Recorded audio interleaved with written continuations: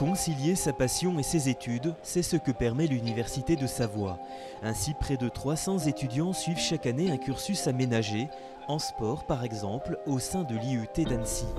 Ici, un groupe d'étudiants participe à un projet de carénage de luge destiné aux Jeux Olympiques de Sotchi. Ils font le diplôme qui initialement est prévu en 2 ans, ils le font en 3 ans, ce qui libère beaucoup de demi-journées pour l'entraînement.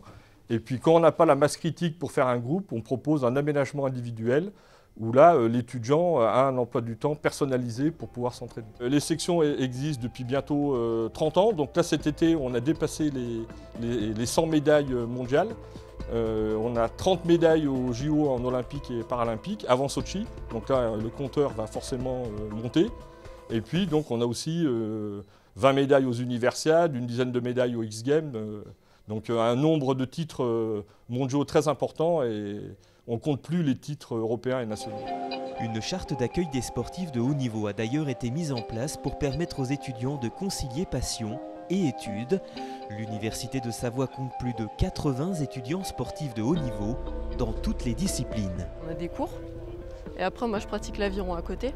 Et si je dois aller faire un entraînement alors que j'ai cours en même temps, je peux aller faire mon entraînement et le cours, j'aurai un preneur de notes pour me donner les cours.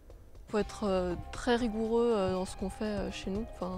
Il faut bien travailler à la maison. Après, il y a des trucs qu'on est obligé de mettre de côté, comme sortir avec des amis, comme beaucoup le font souvent. L'Université de Savoie permet la pratique du sport mais aussi de la musique. À l'IUT de Chambéry, grâce au studio Crescendo, 60 étudiants utilisent des moyens d'enregistrement, de mixage et d'effets audio. J'ai choisi effectivement cette université parce que c'est la seule de France qui propose cette formation. Donc la formation GACO et avec l'option musique avec des horaires aménagés, des partenariats avec le conservatoire, l'APEJ. Et du coup, moi voilà, je suis dans ce cursus-là, au conservatoire, d'un côté donc, pour faire piano et des pratiques artistiques. Et de l'autre côté, je suis aussi à l'APEJ. Et donc là, je prends des cours de chant, plus en musique actuelle. Et voilà, ce qui me permet d'avoir un double cursus universitaire et aussi au niveau de la musique. C'est vrai que l'IUT a une autonomie là-dessus. Elle peut créer quand même, lancer des filières, bon, il faut qu'elle passe certaines conditions, mais ça permet d'avoir quand même de la souplesse là-dessus.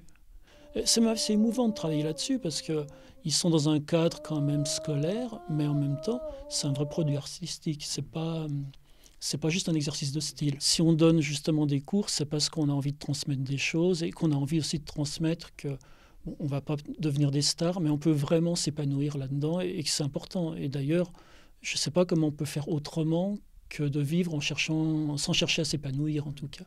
Ça, c'est pas possible.